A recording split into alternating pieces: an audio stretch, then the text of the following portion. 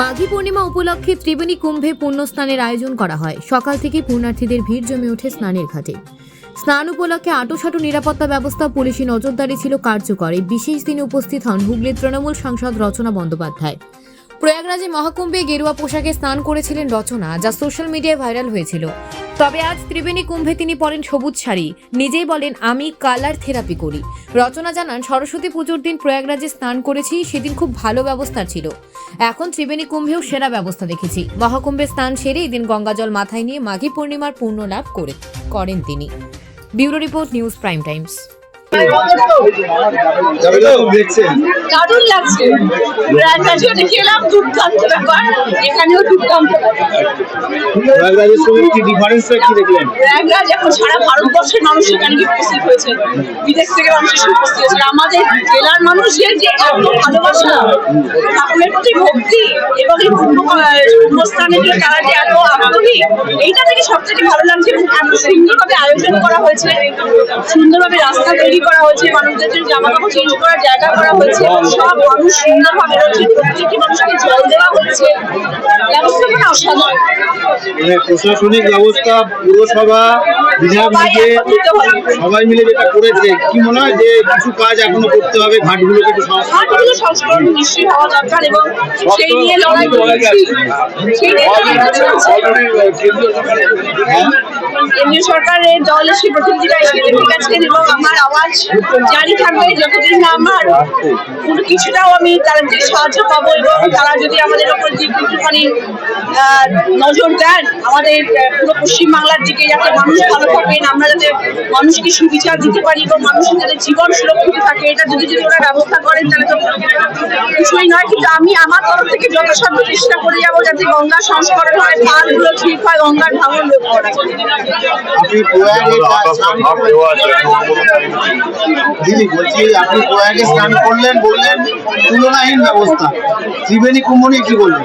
ত্রিবেণী কুম্ভ আমার জায়গায় আমি কি বলবো, আমার জায়গায় দারুণ ব্যবস্থা। মানে অনেকে দেখলাম পুণ্য স্নান করতে এসে সকাল থেকে চলছে, আপনি নামলেন ঘাটে, অনেকে বললো পরিপূর্ণ হয়ে গেল। 144 বছর পরের একটি পুণ্য স্নান। আমি তো মনে করি আপনাদের সকলে, মানে এরকম কোনো মানুষ হওয়া উচিত না যারা এই ডুবকি নেবে না এবং স্নান গঙ্গা জলে গিয়ে ডুব দেবেন না এই সময়টা। সবাই বলছে এটা ঠাকুরের ডাক আসা উচিত, ঠাকুর ডাকলে হয়, কিন্তু নিজের ইচ্ছেটাও থাকা চাই। নিজের মন থেকে ইচ্ছে না থাকলে কিছু হয়, সবকিছু ঠাকুরের উপর ছেড়ে দিলে হয় না। আমার মন থেকে ইচ্ছে ছিল যে আমি 3 তারিখেই যাব। আমাকে প্রশাসন থেকে না বলা হয়েছিল, আমাকে কোনো রকম বলা হয়েছিল যে আপনি যদি 2 তারিখ 3 তারিখে আসেন, কারণ তখন সরস্বতী পুজো, আমরা কোনো রকম আপনাকে সুরক্ষার আর কিছু রকম ব্যবস্থা দিতে পারবো না। আপনি 5 তারিখে পরে আসলে দিতে পারবো, কিন্তু 2 তারিখে পারবো। আমি বলেছিলাম যে আমি সরস্বতী পুজোর দিনই গঙ্গায় নামবো এবং সেই দিনই আমি সঙ্গমে স্নান করবো, যা কিছু হয়ে যাক না কেন। হয়তো তার জন্য আমি অনেক জায়গায় যেতে পারিনি, কারণ প্রচুর হাঁটতে হতো।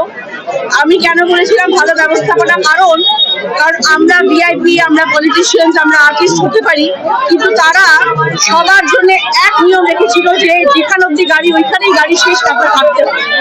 12 কিলোমিটার হাঁটা ছিল, যার জন্য আমি মেলা প্রাঙ্গণ অব্দি পৌঁছতে পারিনি বা আমি সামুদ্রের আখাড়ায় যেতে পারিনি, কিন্তু আমি ত্রিবেণী অব্দি পৌঁছে আমি গঙ্গা স্নান করতে পেরেছি। তাই জন্য আমি বলেছিলাম যে এরকম নয় যে ভিআইপি আসছে বলে তাদেরকে গাড়ি নিয়ে ঢুকিয়ে দেবে সাধারণ মানুষকে অসুবিধায় ফেলে, সেটা কিন্তু ওখানে কখনো সেই ব্যবস্থা আমি দেখিনি। তো যার জন্য আমি বললাম যে ওইখানকার ব্যবস্থাপনা খুব ভালো ছিল। ডিফারেন্সিয়েট করা হয়নি যে ভিআইপি বলে তাদের জন্য আলাদা ব্যবস্থা, সাধারণ মানুষের জন্য আলাদা ব্যবস্থা, সেটা করা হয়নি। এবং এখানে আমি আজকে এসেছি কারণ আমার মনে হয়েছিল আজকে মাঘী পূর্ণিমা, আমি আমার কনস্টিটিউয়েন্সি যদি না যাই তাহলে আমি আর কবে যাবো। মানুষ এখানে রয়েছেন, দাদার আশীর্বাদ তো আছেই মাথার ওপরে, এবং সাধারণ মানুষ খুশি হয়েছেন। এবং সব থেকে বড় কথা, এই শুভ দিনে আমি আজকে আবার গঙ্গায় প্রণাম করতে পারলাম, এটা হচ্ছে সব থেকে বড়। প্রয়াগে যে দুর্ঘটনা হলো, সেখানে অনেক মানুষ মারা গেলেন, সেটা নিয়ে তো আপনার দল তো বলেছিল যে অব্যাহত আছে। দেখুন সেই দিন যখন এই ঘটনা ঘটেছিল তখন হয়তো ব্যবস্থাপনার দিক দিয়ে কিছু মাত্র ত্রুটি ছিল, যার জন্য এটা ঘটেছে। এবং সেটা হওয়ার পরে হয়তো ওখানকার গভর্নমেন্ট আরো বেশি তৎপর হয়ে গেছে, যার জন্য এত নিয়ম কানুন, বর্তিতা সবকিছু লাগু হয়েছে। হয়তো সেই সময় কিছু একটা ঘাটতি ছিল, কিন্তু আমি সেই সময় মজুদ ছিলাম। সময়টা দেখেছি আমার সেই সময় মনে হয়েছে ঠিক ছিল, কিন্তু তার আগে হয়তো দেখুন সেখানে কোটি কোটি লোক, আপনারা আজকেও দেখতে পাচ্ছেন কত মানুষের ঢল, এখানে কোটি মানুষের একটা লাখ লাখ মানুষ আছে, হাজারে হাজারে মানুষ রয়েছে। একজন মানুষ যদি একটু দৌড়াতে শুরু করে তখন বুঝতে পারছেন কি হতে পারে এই জায়গাটার অবস্থা। তো সেরকম ভাবে যখন যেখানে কোটি কোটি মানুষ উপস্থিত, সেখানে যদি কিছু মাত্র এদিক ওদিক হয়ে যায় তো ন্যাচারালি সেখানে একটা অঘটন ঘটে গেছে। তবে হ্যাঁ, সেই সময় হয়তো প্রশাসন তৎপর থাকলে, হয়তো ব্যবস্থাপনা আরো বেশি ঠিকঠাক থাকলে হয়তো এই ঘটনাটা ঘটতো না। সেটা ভীষণ রকম দুর্ভাগ্যজনক একটি ঘটনা ঘটেছে। বাট আগামী দিনে আমার মনে হয় তারপর থেকে তারা যথেষ্ট সতর্ক হয়েছেন এবং এখন তো ব্যবস্থা করা ঠিক আছে।